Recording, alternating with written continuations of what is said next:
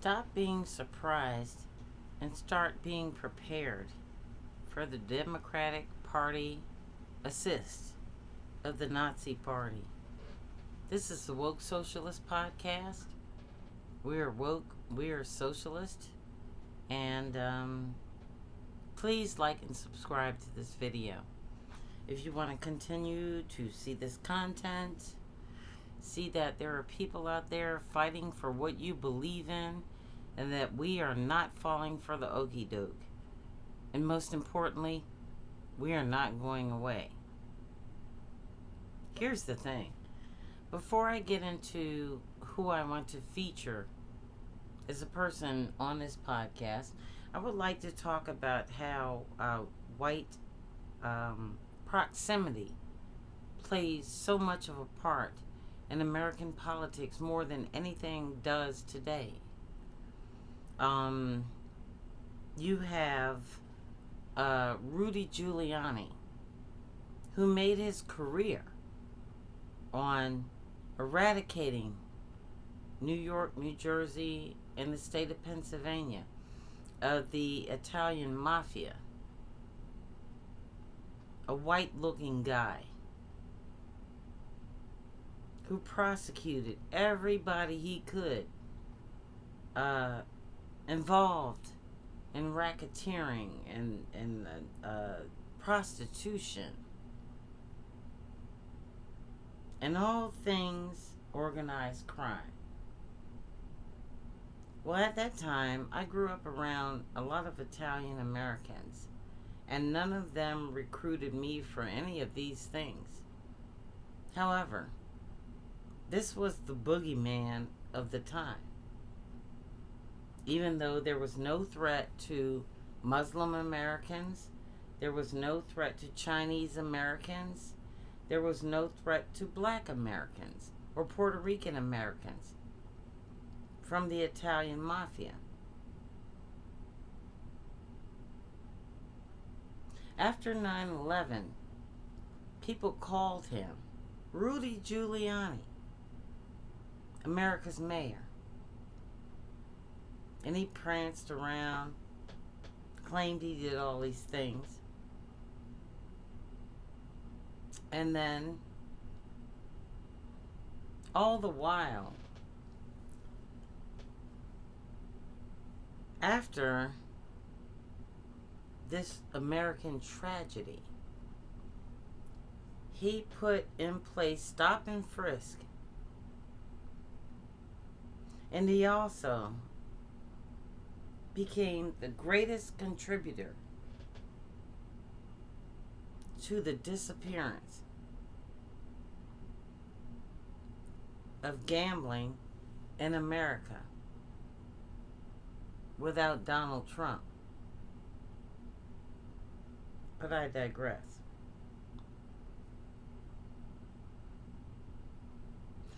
This man who made his reputation on ridding the United States of the American mafia, which we know now wasn't that much of a threat,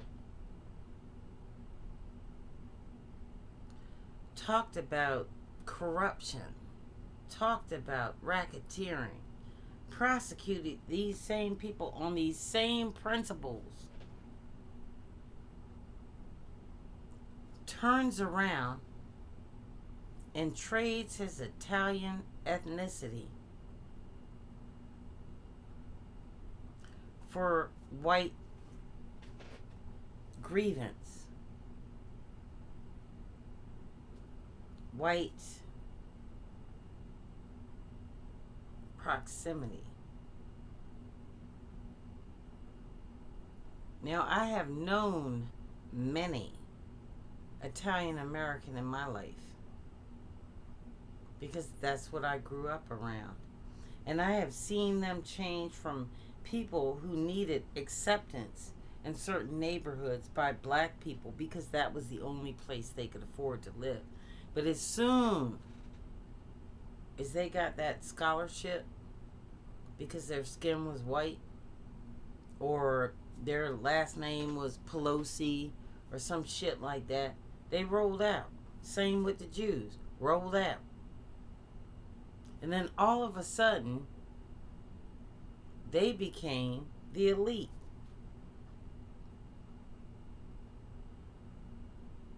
So what that led to, and is still playing itself out, is everybody who got a hand up from the black community has now become soldiers for Donald Trump. I'm not going to sit here and tell you I'm not an anti-Semite, because my skin looks this way. I don't need to prove a motherfucking thing to you. But what I'm going to say is I'm sick and tired of being the last person at the end of the line, because these motherfuckers think they paid their dues. Stephen Miller and white supremacists did not do a fucking thing to build America. Let's be clear, and let's get that straight. Now let me get back to my point, because I'm really, really, really irritated tonight about this bullshit. I want to talk to you tonight about not the next thing that Donald Trump said, or what is clickbait, or what MAGA is doing. I don't give two shits about that. I give two shits about how we go forward, and how we take lessons from the past and apply them to the future. Lessons of the past are people like Rudy Giuliani cannot be trusted. They're pieces of shit. Once you get white proximity, you move on. Nancy Pelosi. Jews in the United States Senate taking AIPAC money. Yes, I said it. I have no, absolutely no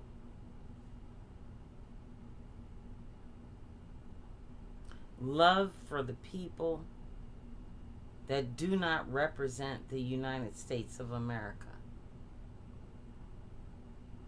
You represent Israel. You represent what is going to put money in your pockets. There is no loyalty here from people like me. For every one Hassan Piker, or I don't know,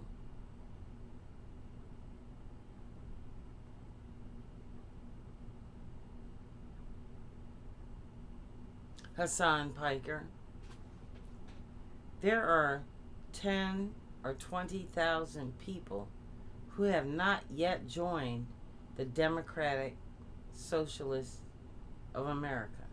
The reason why is because we are socialists first. We're not waiting to join. We don't need to join. You've already pled your case and you're losing. All we need to do is be ourselves. Some of us can't afford to join, but we don't need to. The membership of the Democratic Socialists of America does not reflect the number of Democratic Socialists in America. True that, because I meet them every day. At any rate, let me tell you how real people speak, and the loss of integrity. Right now, we are dealing with a Democratic Party that has abandoned the rule of law, the First Amendment,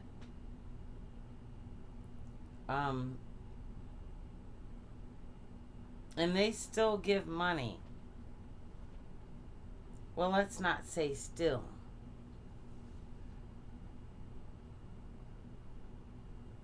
They are not American. Republicans are not American. This is the Communist Party. This represents the Communist Party. This represents you think and do what I tell you to do or else. The Democratic and Republican Party are communists. Now, I'm going to do this reflection probably in vain, because I firmly believe that everybody under the age of 40 still understands their power and still understands that right now there is no reason to believe any faction of this two-party system and think that an election is going to retain your freedom. No. Democrats right now, including folks like James Clyburn, for reasons I don't understand, have completely turned against the teachings of the people that he gets elected on. Like John Lewis. It gets worse. You know, we have these, what I call Ginos. Okay? Governors in name only. They give the assist to the Nazis to oppress us. And I am speaking directly to the people of New York and the state of Virginia and the state of Maryland. I'm talking about Mikey Sherrill and Abigail Spanberger and Wes Moore. And they're just sitting around saying nothing. But let me tell you what real motherfuckers stand for. And you can talk all day about your peaceful protest. You can talk all day about how we don't want to be associated with this or that, and we're veterans. I don't give a fuck. There's going to come a time where you're going to have to make a choice. The shit is going to jump off. And it's going to come a whole lot sooner than you motherfucking think. It really is. Because inferior people cannot stand success. So this isn't going to happen, I don't think, anymore with veterans out on the street. It's going to happen with the generations beyond the wars we have fought, and people who are doing this on the intellectual level. Those of us who do not care about our sanctity and safety and only care about the future of this country are going to act. We're going to come when called. And we're not going to sit up there and raise fucking signs. We're not going to sit there while our people get killed. We're not going to sit there while our families' houses are raided. No, we're not going to do that. You are. And that's okay. Keep that shit up. But I'm going to take a moment to talk about a man and a time that none of you will recognize, because many of you weren't born. And you don't even have an iota of understanding on what it means to pledge allegiance to a flag and raise your hand to a constitution unless it's somewhere else. And I'm talking to veterans too. I'm not talking about in the streets. If you can't shed blood here, I understand.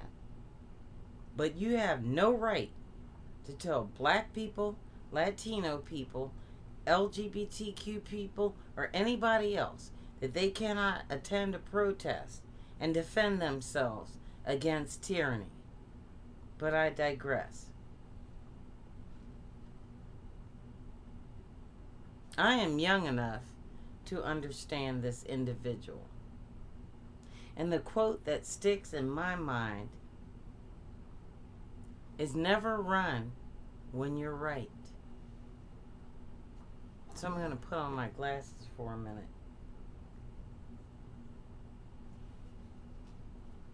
Because not a goddamn one of our individuals that serve in the Congress or the Senate have come close to this guy. Francesco Serpico was born on April 4th, 1936. He's an American retired detective with the New York City Police Department, best known for whistleblowing on police corruption. In the late 1960s and early 1970s, Serpico was a plainclothes officer in Brooklyn, the Bronx, and Manhattan to expose vice racketeering. In 1967, he reported credible evidence of widespread corruption in the NYPD to no effect. In 1970, he contributed to a front-page story in the New York Times, now Trump's pretty much periodical, on the department's corruption, which drew national attention to the problem. Mayor John Lindsay appointed a 5-member panel to investigate accusations of corruption, which became the Knapp Commission. On February 3rd, 1971, Serpico was shot in the face during an arrest attempt at 778 Driggs Avenue in the Williamsburg neighborhood of Brooklyn. The bullet severed an auditory nerve and left fragments lodged near his brain. The circumstances surrounding Serpico's shooting were quickly called into question, raising the possibility that he had been led to the apartment by his colleagues to be murdered. There was no formal investigation, but Edgar Scavarria, who had shot Serpico, was subsequently convicted of attempted murder. Now, some of us have seen the movie.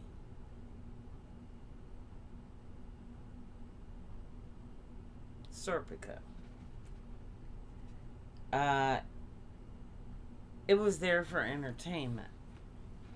But the purpose of my reading that was for you to understand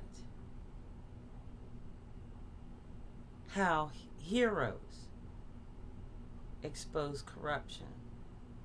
Real corruption. For all intents and purposes, in 2026, the American Mafia was nothing more than a gang.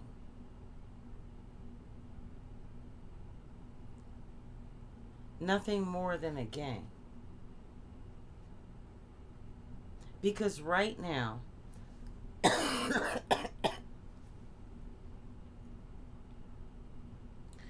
both parties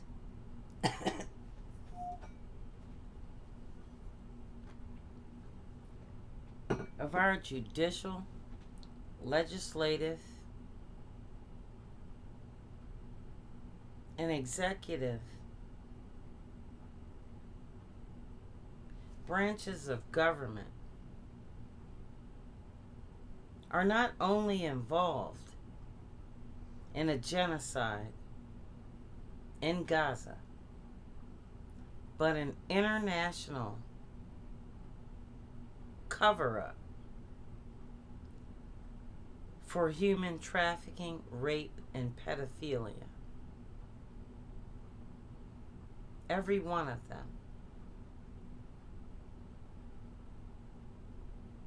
To think anything different, excuse me, is an exercise in stupidity. There is no valid reason for anyone in the Democratic Party to continue to take money from AIPAC. I don't care if you're dark black, high yellow, 70, 60, or 45, other than covering up for your own indiscretions or greed. There are no Christians left in the Republican Party, House and Senate. And there are about to be no truly God-fearing people left in the Democratic Party. Your God is greed. Your enemy is the Socialist Party.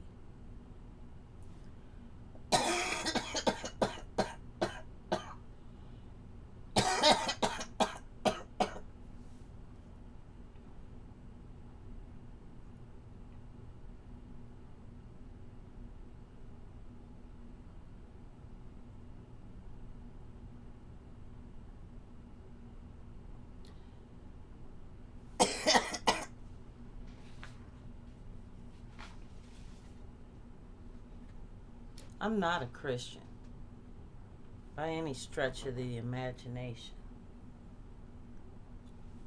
But on this day, so long as I breathe, people like Hassan Piker and Kyle Kalinske and Norm Eisen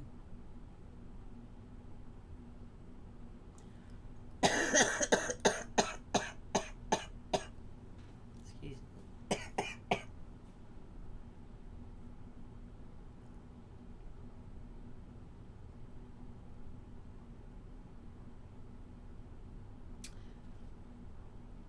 to name a few, put themselves out there, the meek shall inherit the earth. Because the 7 deadly sins have taken over both parties. Everyone you can think of. And there is no coming out of this for you. The rest of us will definitely see you fall.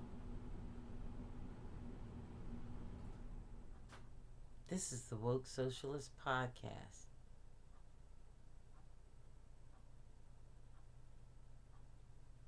You are the company you keep, and we are the company we keep.